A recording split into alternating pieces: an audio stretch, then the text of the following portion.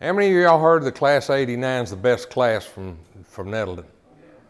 All right, I need to turn that upside down. That's class of 68.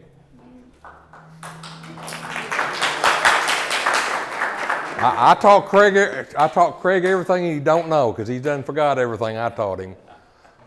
He graduated in 94 at ASU. I graduated in 93, so that makes me a year older than him. So you look how I aged just being around him. So just think how y'all are going to look. Now, history is relevant. You got to apply it. How many in here knows their grandfather's name? How many of you know your great-grandfather's name? All right, I'm going to tell you, if you don't know your great-grandfather's name, your great-grandchildren's probably not going to know your name, because if you don't know enough to learn your history of your family, you're not going to do enough to teach your kids and grandkids about your life and where you're from. History is important. If you do not teach history correctly, this sanitizing history, you could rewrite history, but you can't change what happened. Just like the tornado that hit Nettleton was terrible, right? And people don't want to think about what happened, but it happened. Well, you need to remember it so that if another tornado comes, that you'll be more prepared. Now, this upper left hand, that's 1910. This bottom on the right, that is 1954. So we're talking about 44 years different. Well, this bottom one was taken 65 years ago. Now, I know it's a long time for y'all, but, I remember that being like that. I can tell you what the different businesses was in those buildings. Now, my name's Danny Honnoll. I went to school at Nettleton, graduated ASU. I worked at the phone company for 30 years. And when you get a little older, we'll work on your signature. When you sign it, where people will remember you by your autograph. There's W. Danny Honnoll. And that line going through it's a telephone line. So I incorporated my signature with the line of work that I was in. I'm president of the Historical Society, and I try to bring out history that people's long forgot and everything, because if you do not document it, because just like if they'd have done better document it, Craig and Sandra would not have to be doing as much digging to find your history. Now look at this bald-headed baby. Now, I'm that bald-headed baby. They say you go back to your youth. All right. I was born in 49. The song Danny Boy was popular back then. That's why I'm named Danny, after a song.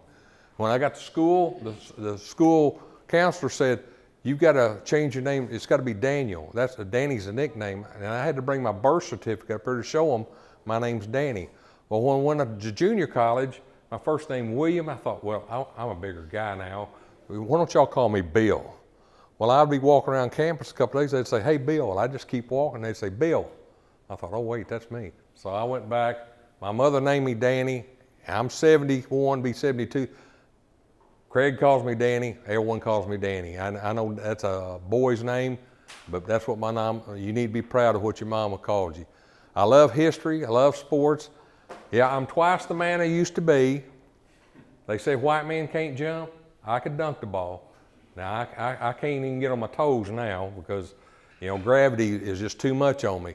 This was when I was in the 7th grade. But, I've always loved Nettleton. It's in my blood. And, I went to church with Craig. I remember when Craig was born. That's how old I am. I'm older than dirt.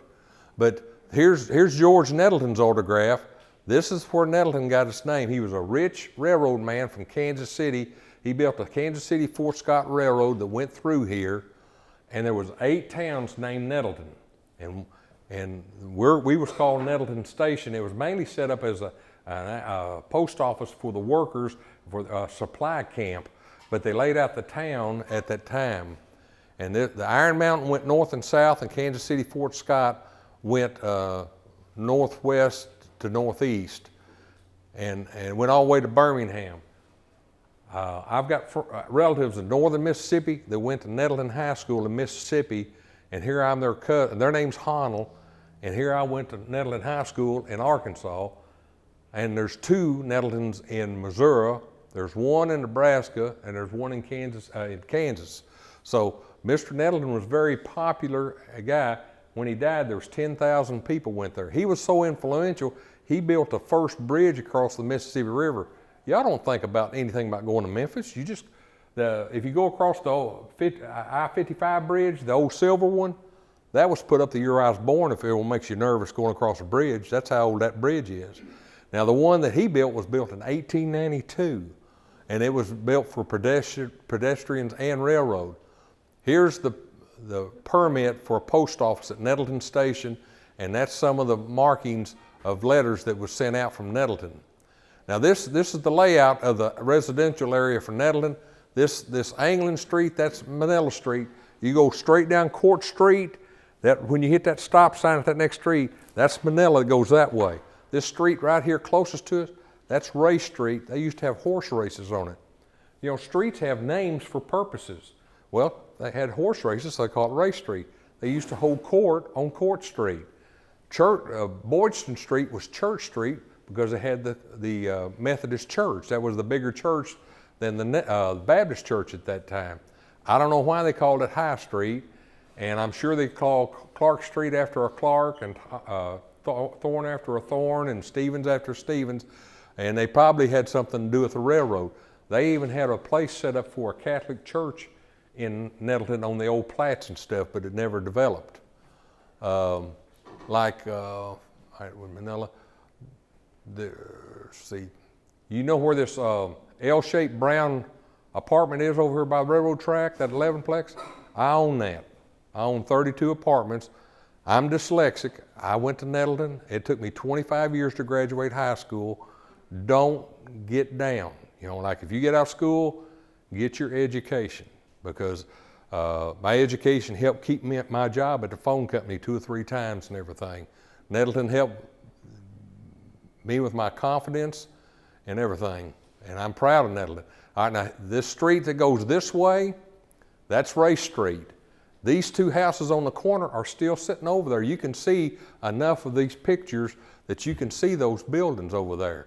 And you go down that Court Street, that house at the end of the street's where my grandmother lived.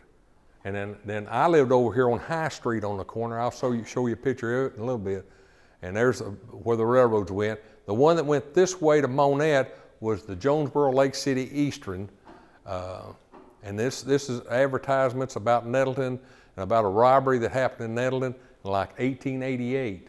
Well, everyone thinks the Keach was a big name when I was growing up. There was a lot of Keaches around here, but they've all moved off.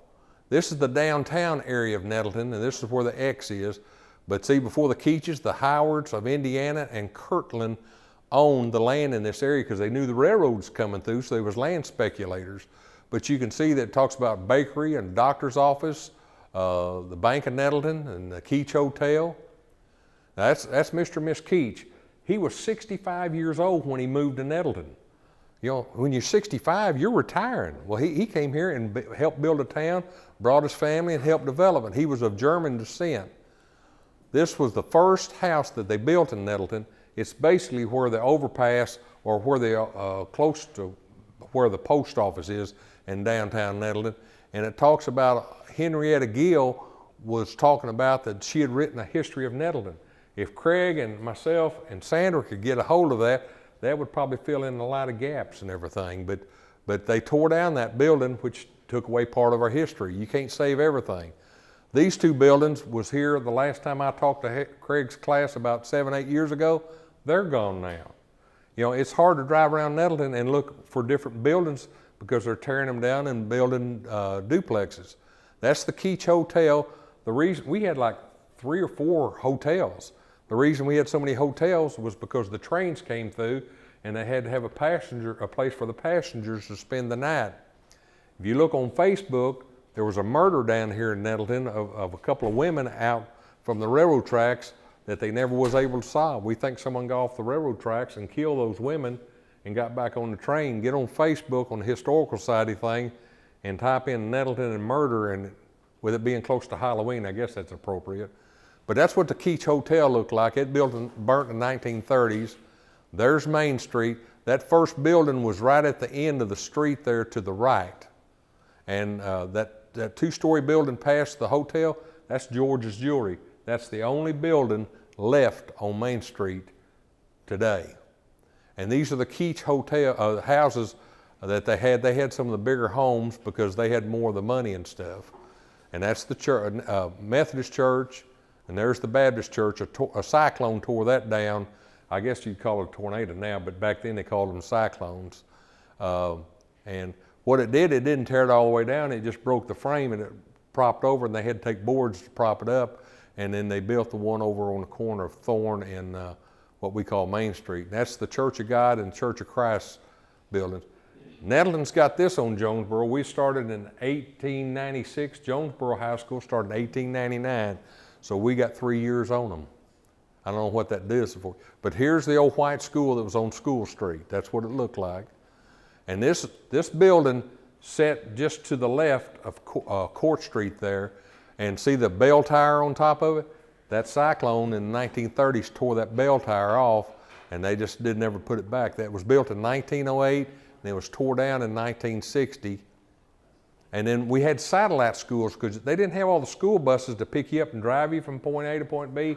And I lived over on what you call Highland Drive. It was a mile to the school.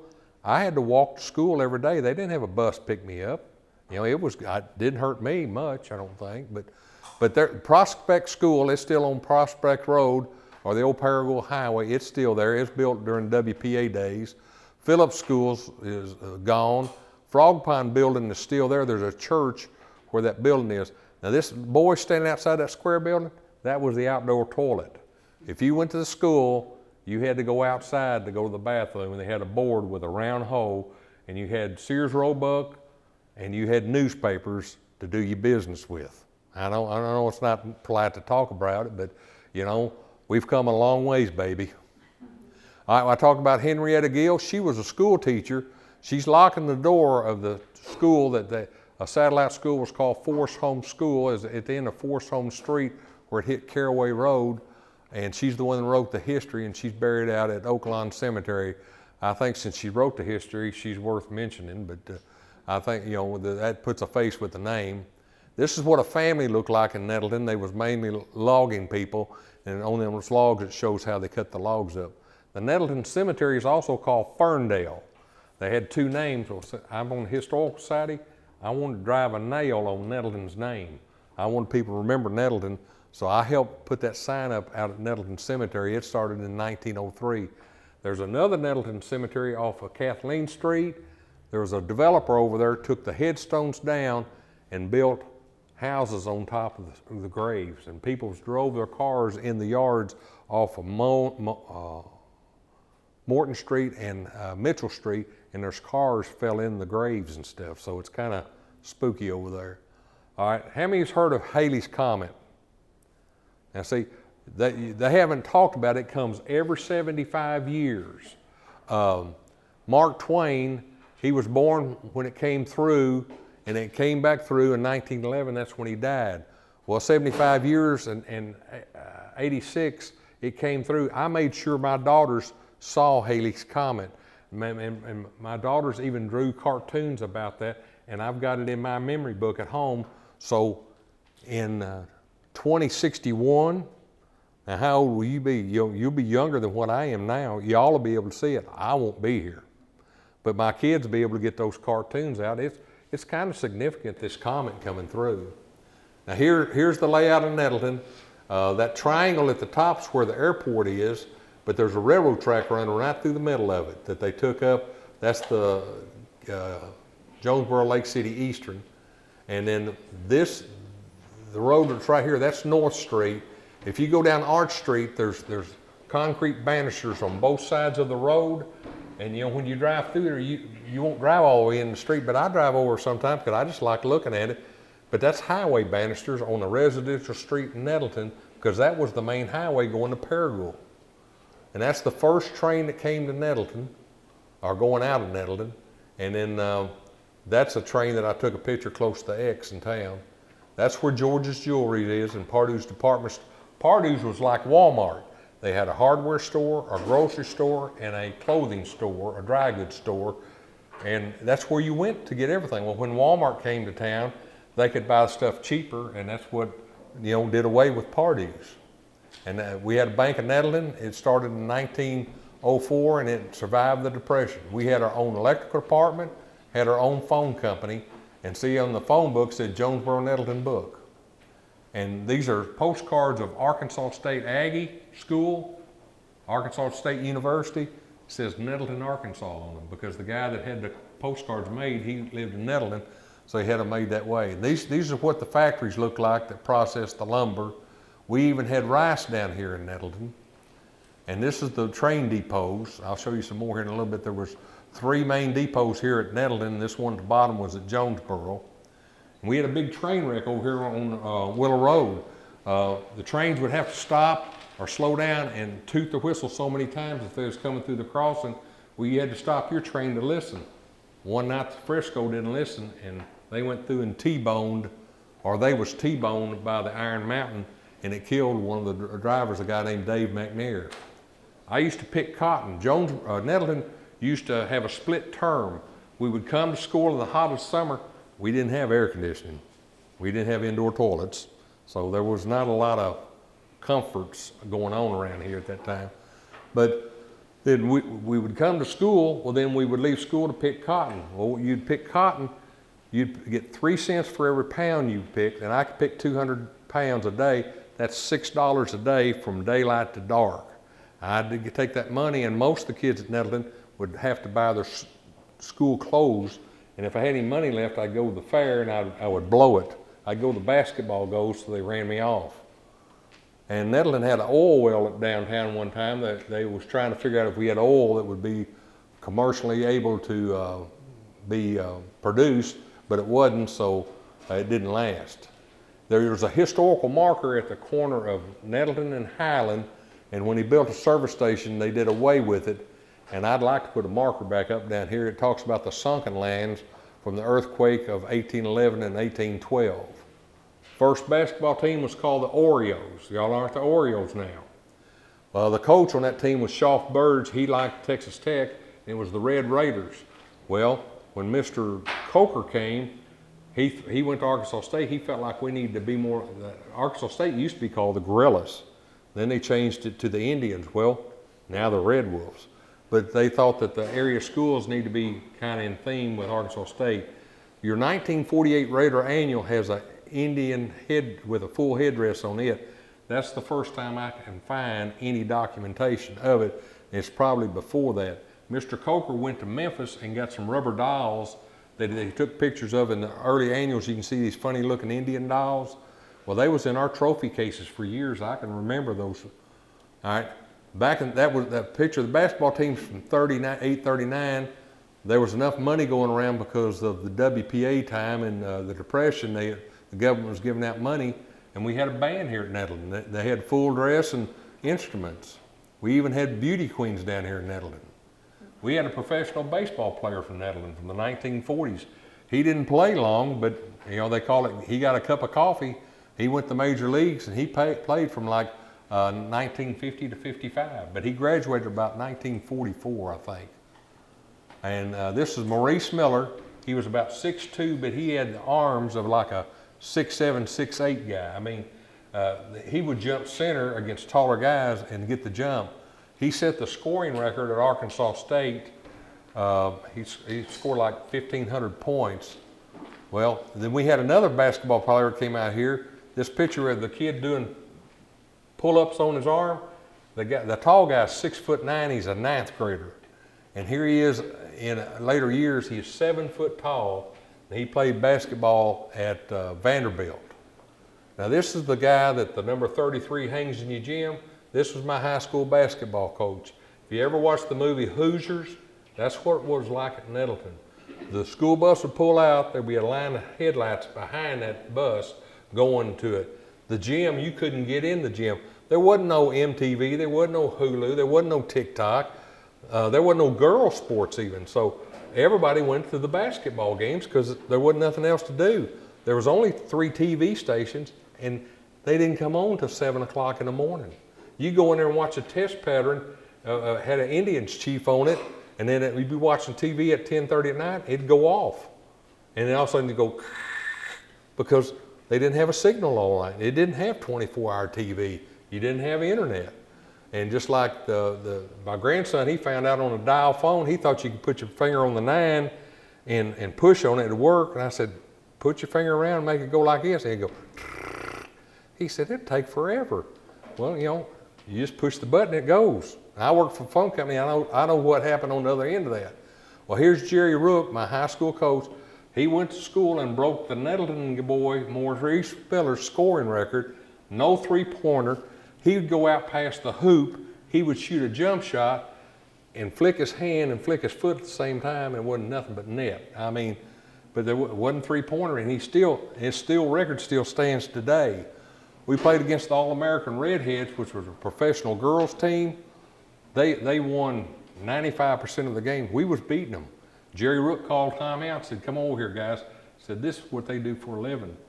And said, we need to back up and let them win. They said, they came to see them. They didn't come see us. So we backed up, and they ended up winning the ball games. What the girls would do, if we got ahead, they'd come up, and I'd be standing behind them. They'd act like I pinched them, and they'd holler at the referee. The referee would call a foul on me, and they'd get to shoot free shots, and I didn't touch them. Of course, I'm probably blushing right now because I'm embarrassed because the girl said I touched her on her booty. All right, and here's Wayne Dorton. I went to school with Wayne. He played pro ball. He went to school at Nettleton. And this is one of our early baseball teams. Look over in the background, that Coca-Cola sign. That's the hot dog stand. It was over there.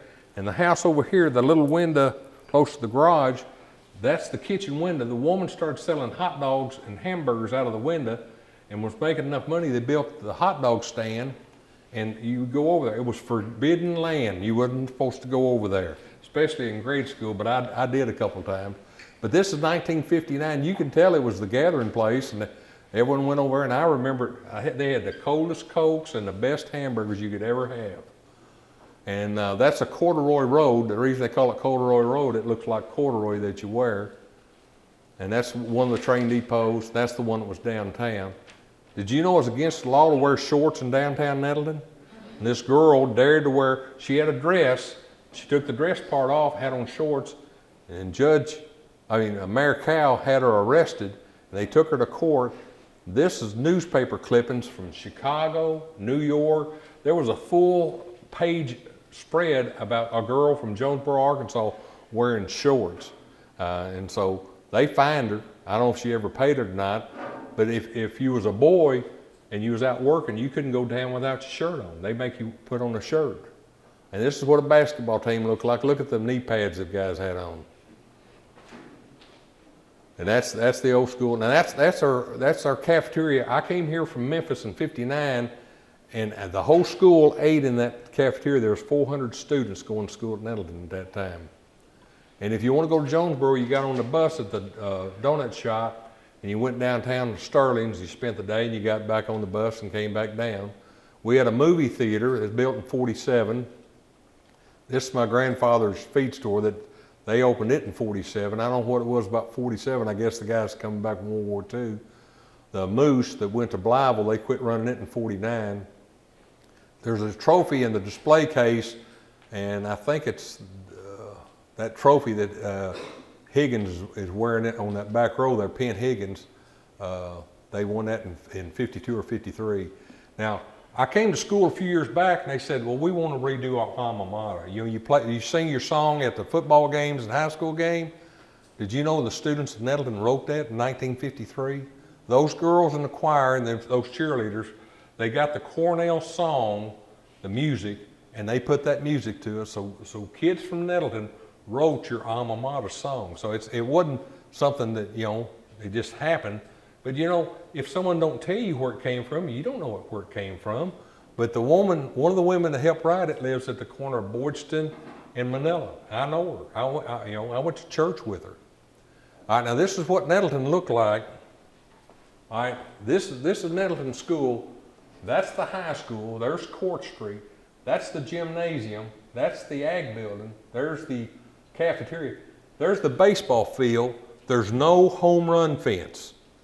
If you hit the ball, you just ran forever, And there's the White House that I lived in, that last one on the right, and then there's the airport. This is Willow Road, and then when you make this curve here, right here, that's where that 11-plex apartment is that I own. But and I lived over here and walked all the way down to here. My grandmother lived there. That's downtown Nettleton. All right, the big day was when Elvis came. Elvis came here April 4th of 55. They was wanting Johnny Cash. The class of 55 was wanting to raise money for the senior class trip. So Johnny Cash wasn't available, so there was a cat named Elvis that we would do. So they booked Elvis. They didn't advertise. The type of advertisement they would have done was kind of like this, the picture of the three guys. That's what they sent over to Leachfield when they played there. So they set people up at the school so people couldn't sneak into the sock hop back then. And so Elvis came up the door on the east, started banging on the door, and Martha Spann wouldn't let him in. He said, well, I'm the entertainment. She said, Mr. Coker said, don't let anybody in. Said, you got to go in the front door. So she made Elvis walk around the building. Someone said, well, he was Elvis Presley. Why wasn't it in the newspaper? Why wasn't it here? He wasn't famous. It was like you're going to play at the gym tonight, you know. Well, you're probably somebody though. If I was going to play, or Craig was going to play at the gym, he's nobody. I'm sorry. But they was wanting to make so much. They didn't make enough money off their ticket sales, but they didn't have bags for the popcorn, so they went over to the school building, got the covers off the popcorn machine, and put popcorn in it, and they just passed around for a nickel. You could eat out of the top of the typewriter machine. Now, you're wearing masks today. You think they'd let you get out of the top of a typewriter cover? No. All right. The principal was Miss Nelson. She was standing over there like this, and here's this guy up there wiggling, singing, and everyone's talking about how controversial the guy is. And Mr. Coker, he's standing over there sweating bullets because, you know, there he is, hadn't been here that long, and here he's the one that booked Elvis in here, and he's thinking, this is my last day at Nettleton School and everything. They made $35. They split the money with Elvis. Elvis got like $17, $18. He had to pay his band and pay for the gas. Of course, gas was 16 cents a gallon. Can you believe it? I paid 15 cents as having a gas war one time, and that's what I paid. But this is the promotional picture that they handed out that night, and that's a copy of someone's autograph that they got that night, and that's what the gym looked like that I played ball in and Jerry Rook played in. Now, when we got annexed into Jonesboro, it was 1958. Jonesboro already had a Woodrow Street, and Nettleton did. So they was going to name it something else, and Mr. Irby said, I own more land over here, I want you to name it after me, so they named it Irby Street. Well, North Street, they already had North Street in Jonesboro, so they named it Arch Street. We had Jackson Street, we had to name it Long. Alice Street, we had to name it Kathleen. Elm, we had to name it Willow. Well, Church Street, they had to rename it. Well, the thing about it, we had a First Baptist Church in Nettleton, a First Methodist Church. We had to rename our churches, so we had to call it the Nettleton Baptist Church, the Nettleton Methodist Church. You know, you don't think about things like that. This license plate's in y'all's trophy case down here. That's how you paid your taxes. You had to buy that license plate every year to put on your car to park in Nettleton and stuff, because, you know, if you had back then on the license plate on the back, it had what county you was from. You know, ours had Craig, you know, Poinsett County had Poinsett. And here's a Nettleton Railroad sign and a lone puppy dog. I think that's Craig's dog, I'm not sure. No, wait, that's Kobe's dog, isn't it? Okay. All right, now that's what our fire truck looked like. We built a new fire department building in 57, 58, and there's the fire truck that we had that went in it. It was made I think in St. Louis. That's the last girls basketball team they had. Of course, the girls played half court. They didn't think girls was healthy enough to run up and down the court. And my aunt's on that basketball team, and Miss Hogan works in the front office. Her mother-in-law's sitting on the floor there. And there's the cheerleaders. And look at the basketball goal, guys. Look at that backboard. All right, now that's the last city council. The third guy from the left was my grandfather, Jimmy Williams. And this is where they had the election. We voted to be annexed. There's my grandfather. He was alderman. That's the city limit sign. It's set down there about where the monument place is on Nettleton Avenue. That's the runner-up basketball team in 1960. That's what Nettleton looked like. We had a guy that was nationally known. He wrote a song called the Arkansas Twist. He played all over the country. He went to Europe and played. He lived down on Richardson Street. And this is the girls. They didn't have competitive sports. They had volleyball and they played softball. They had to wear these blue, everybody had to wear these blue jumpsuits. Everybody looked the same. All right, now this is the state championship team, 40-3, and the next year they was 21-4. And down here on the right, that's Jerry Rook on the back right row, and I'm standing next to him. I'm 6'1", and Jerry was 6'5". We had a guy that was 6'7" on that back row. We went to state tournament that year. First football team, 1960, fall of 65. There's Johnny Pardue scored the first touchdown. I think we beat Pocahontas. The first victory was 12-0, and then there's Wayne Dorton getting. And here's the chain gang. I had bad knees. And I looked bad in stripes, but there I am in stripes on the chain gang.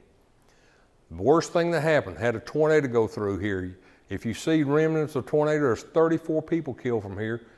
And I knew students from this school that got killed that day. You know, there's a girl I went to church with. There's a girl that left school early that had a baby. That baby drowned over here on Willow Road. Mike Carter got killed down here on Ray Street. Linda Foreman got killed. And a lot of people from Valley View got killed, but it was terrible.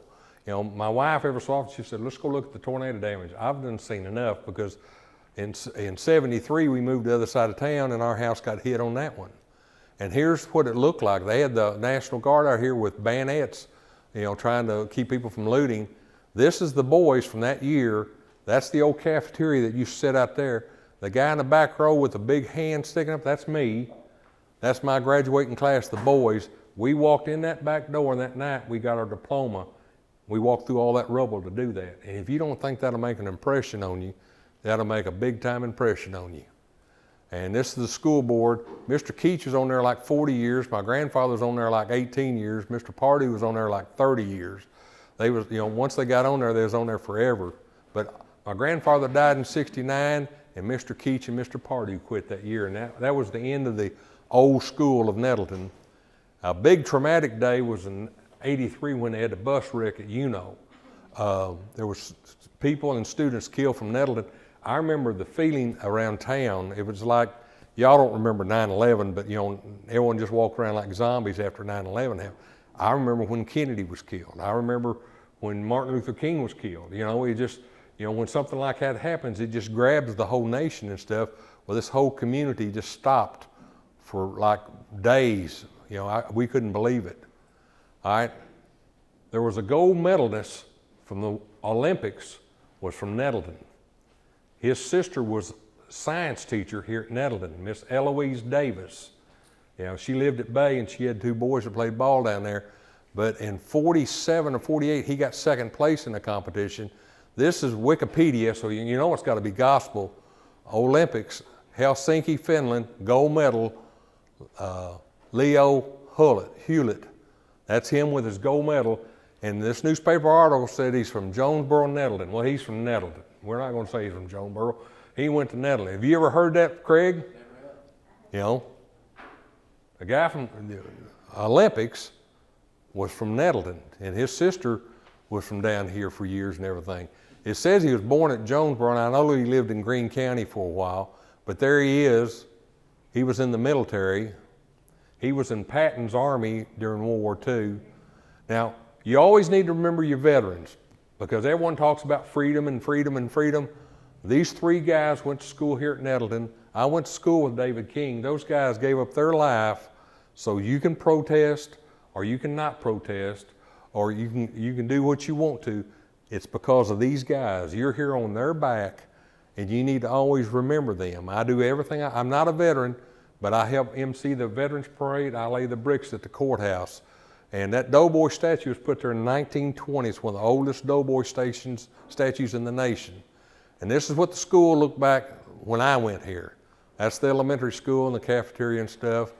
And that's the building that we consider the high school when I went here that was destroyed. And there's the old Keats Gin.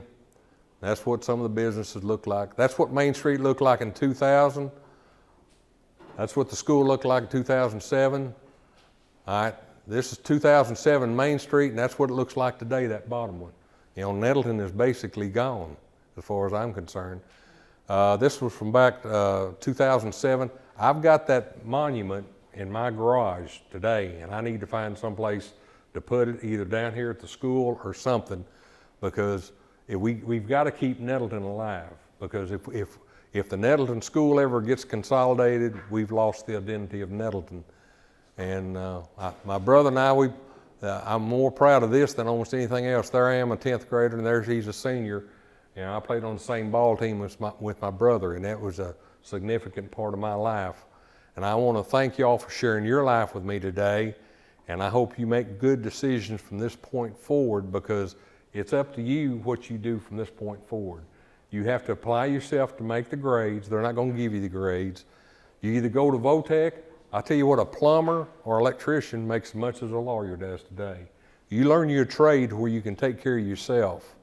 You know, you girls, you learn how to work on your cars, check your own oil, change your tires. Guys, I know guys have quit learning how to do it. You've got to learn how to take care of yourself. But I want to thank you for your time and look forward to, if you see me out.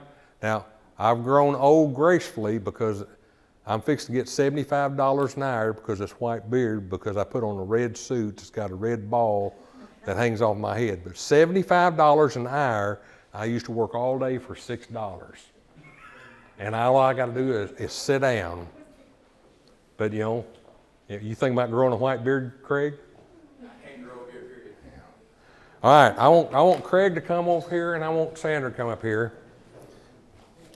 I'm gonna make Craig an honorary mayor of Nettleton. Yay, Craig.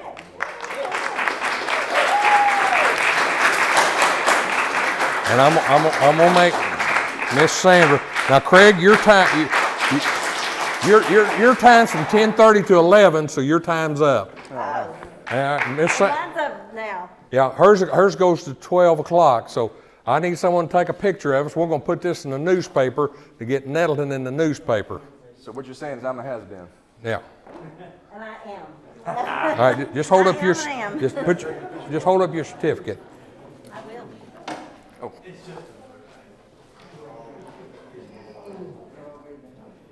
I'm gonna take it. Wait, hang on. Got it.